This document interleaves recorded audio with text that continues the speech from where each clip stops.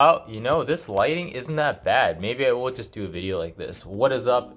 It is Aluumina. So yesterday I was not gonna make a video, but then something happened yesterday. I came up with like a crazy idea for stream, and I want to kind of document it. So I want to make a video, but I can't really do that because it's day 7. So what I'm gonna do is I'm gonna cheat a little.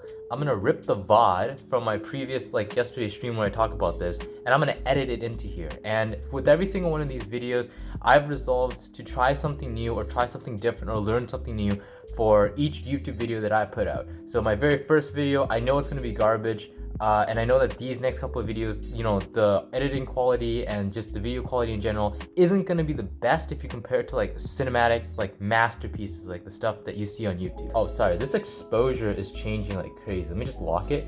Yeah, but I know that to get there, it's a slow climb up to, like the cinematic masterpieces. So by doing something new or by learning something new in every single video, the hope is I'll eventually get to a point where I can create something like cinematic masterpiece. So that was a long spiel to say this time for day 6 out of 14 for this no gaming challenge. I'm gonna be doing like this whole different style informal video type thing, as well as editing a VOD into here. So that is the new thing. The idea that I came with I'll talk about in a bit, but let me just say that this idea has a lot of potential, and if it gets to a point where I can transform it into something really engaging to help people out there feel less socially isolated and more engaged, this whole no gaming 14-day thing will have been totally worth it. All right, here's the VOD. This idea, like I came up with this idea and like it makes a lot of sense in my head. So like I need to find a way to convey it to like so that it makes sense to other people. So this goes back to like way back to when quarantine started, where I was like, social interaction is going to be the biggest problem that I'm going to face during this time, and it still is to this day. It's one of the reasons why I started streaming.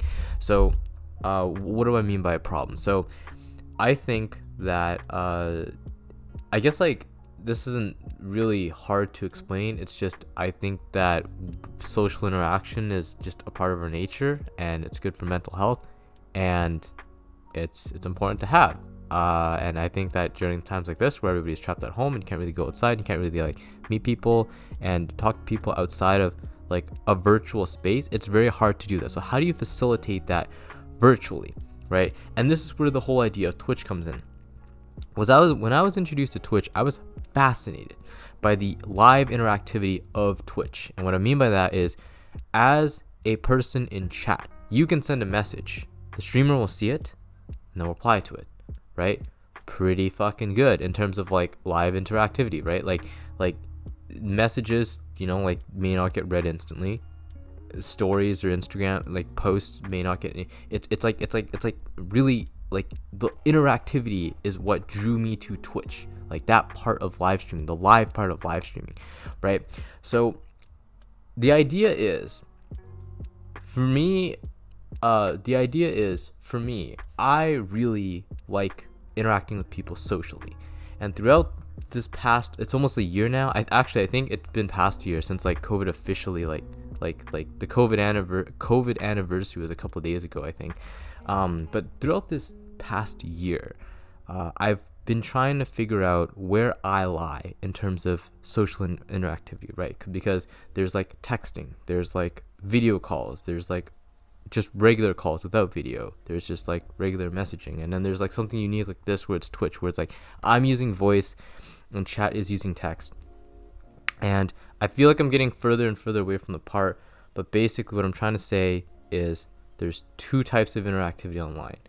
There's text and there's audio. You can throw in video too if you want, but like on Twitch there's basically 2 types. There's text and there's audio. And we talked about this before in a previous chat, and the positive response from that like conversation kind of sparked this idea too. So creds to you all. I think you were there, Supercore. I can't remember if you were there, Gino. But what if we gave chat the ability to use voice in these types of interactions, right? That sounds really fancy. What does that mean? Have a Discord that is just open, and during situations like these, like y'all can pop in, say hi, and I don't know how that would play out in terms of social dynamics. I don't know how that will play out in terms of like whether or not people are willing to do that.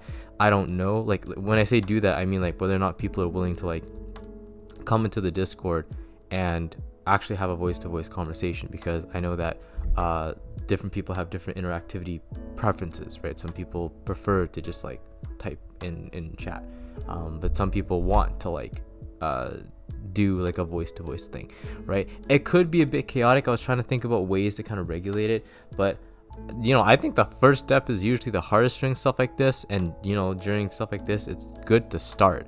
So I'm in a Discord, and if y'all want to join, let me know. I'll send you a DM. I don't want to post this Discord publicly because I think that is just going to lead to chaos. So yeah, so that's the idea. It's not a super grand idea or anything, but it has a lot of potential in terms of like how it could like expand. Human evolves to be social. Even our very cells work in groups. I thought you were going to have a text-to-speech translation software from home.